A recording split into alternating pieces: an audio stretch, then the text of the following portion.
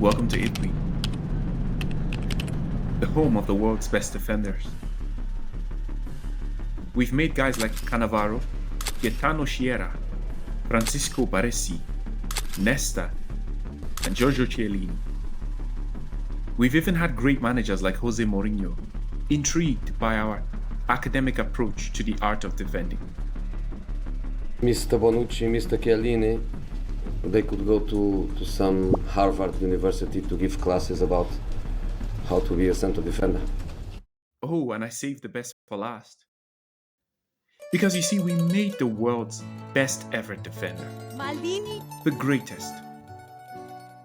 The best to ever play the game. The first immortal man I ever saw. Graceful as he was strong. Our leader. But all great stories must come to an end.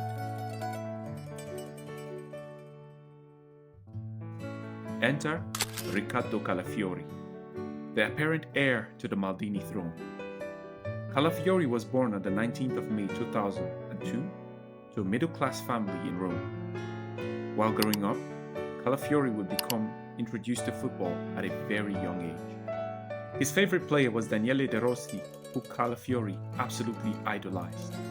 In fact, Calafiori would be given the nickname Ruspa, which literally translates to bulldozer in English.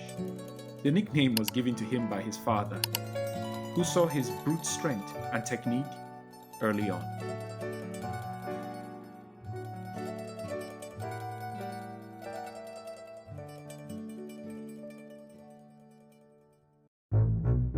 Calafiori would begin his professional career at his boyhood club Roma. At Roma, Calafiori would become one of the youth team's standout players at under-17 level and would go on to win 2 titles for the youth team, the under-17 Italian Youth Cup and the under-17 Italian Supercoppa. Things were looking really good for Calafiori and life was shaping up nicely. But little did he know that his entire world was about to be turned upside down.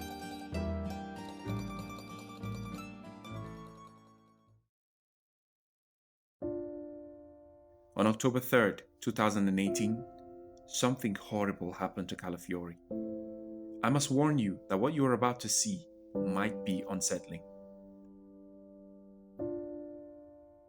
Victoria Plazen visited Roma for UEFA Youth League game, where Calafiori went in for a 50-50 in the second half.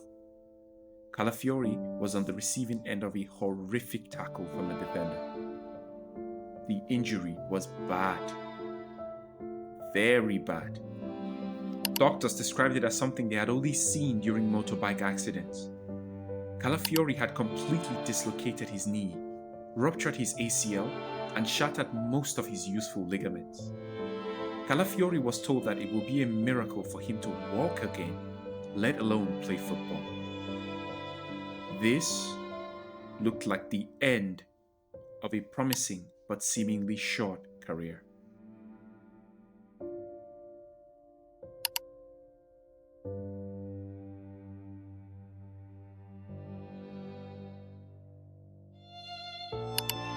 But his super agent, the now late Mino Raiola, would not give up on him. Raiola insisted that young Calafiori be flown out to the United States of America to see a specialist.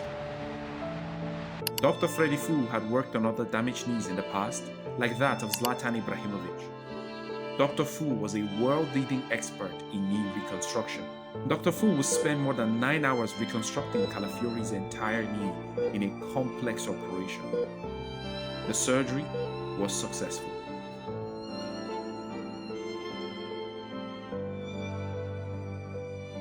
And over the course of a year, Calafiori would learn to walk and run again with intense physical therapy. Calafiori would return to the football pitch in September 2019. On his return, Calafiori would net 5 goals and grab 2 assists for the youth team. Although he was constantly on the bench for the first team, he never appeared during the season until the final game of the season away to Juventus. There, he scored a goal that was ruled out and won a decisive penalty which Roma converted.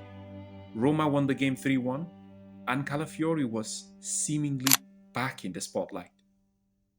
In 2020, he became an official first-team player for Roma. but the challenges were Voglio la just beginning. Roma dei romanisti. Jose arrived and signed a left-back, Vigna. This spelled trouble for Calafiori, and the nail in his coffin was Roma's 6-1 loss to Bodo Glimt, where he played the entire game. Mourinho then froze him out of the team and urged him to pack his bags and leave the club.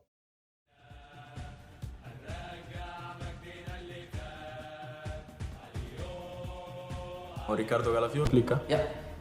Cosa hai visto? Ho visto delle... Calafiori would eventually be sold to FC Basel for a measly 2.6 million euros. At Basel, Calafiori would walk into more chaos. The club sacked head coach Alex Frey for underperforming, and sporting director Heiko Vogel became the new manager. Vogel will move Calafiori from the left-back position to the centre-back after 2 games, citing that he felt Calafiori had more potential at centre-back. Calafiori would repay his manager's trust. He will finish the season as one of Basel's best players, with 31 tackles and 36 interceptions completed in 23 games.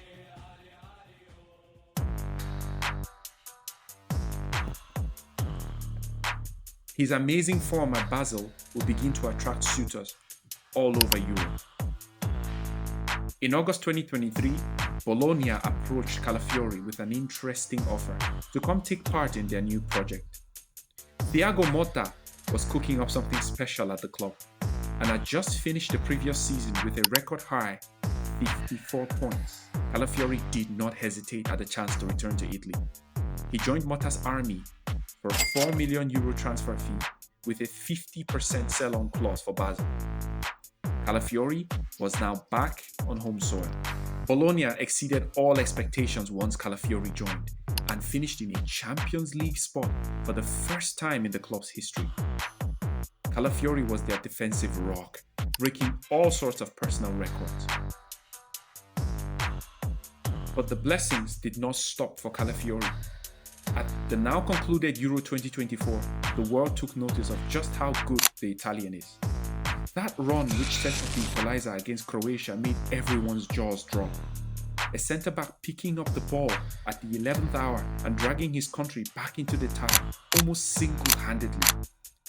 He also completed 93% of his passes that day, created the most chances, and was not dribbled past even once. Euro 2024, no Italian player created more chances during the tournament, made more interceptions during the tournament, or won more aerial duels during the tournament than Riccardo Calafiori.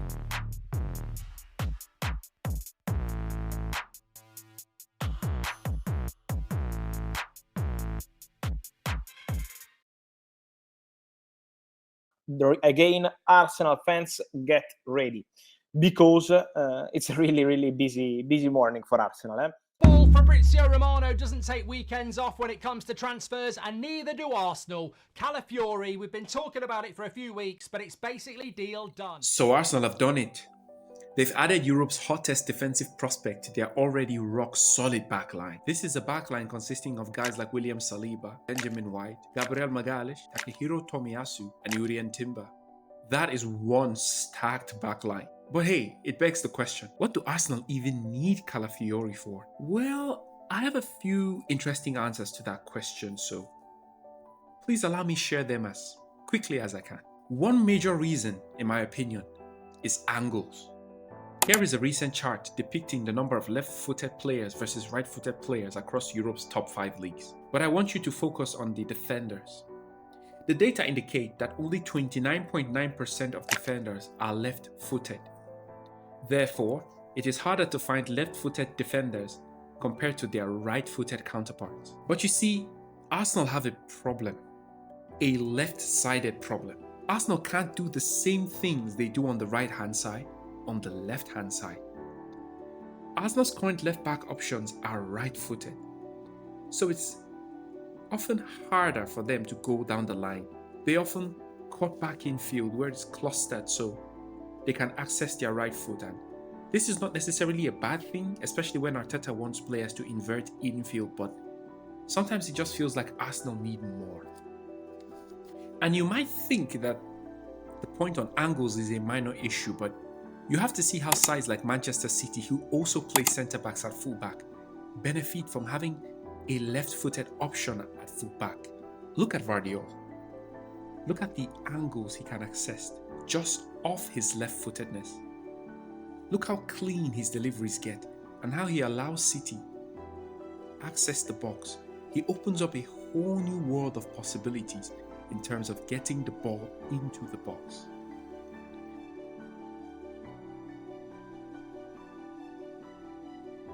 But I'll tell you this, Arsenal did try something like this. In fact, Arteta knew it was a problem. If you have been paying attention last season, you would notice Arteta started giving Kiwior more of an aggressive line sense, a line sense to attack the box with half-space deliveries from his left foot. Many of these attempts were not successful, but the idea was still there regardless. This is why I believe Arteta wants a specialist to unlock that left-hand side.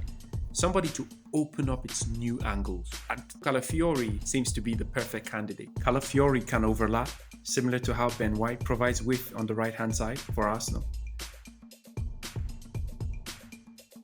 This is an invaluable piece of the jigsaw that is Arsenal's attack. Calafiori's tutelage as a young fullback at Roma could also come in handy when executing this centre-back / fullback hybrid role Arsenal might demand of him. Calafiori also likes to get into the box. At least he did as a fullback at Roma, where he was in the 79th percentile for touches inside the box. Touches inside the box, a key point. This bodes well with Arsenal's style of play, because in the Premier League, Arsenal recorded the most touches inside the opponent's box. Here's an interesting stat I found from Opta. It's a playstyle comparison between Bologna and Arsenal last season.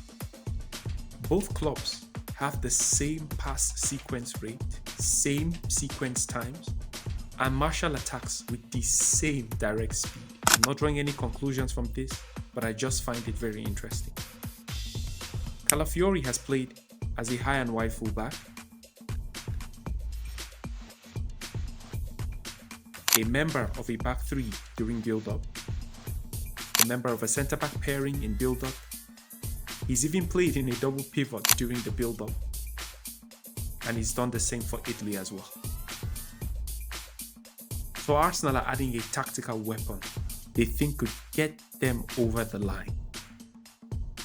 Could Arsenal finally do it? Only time will tell.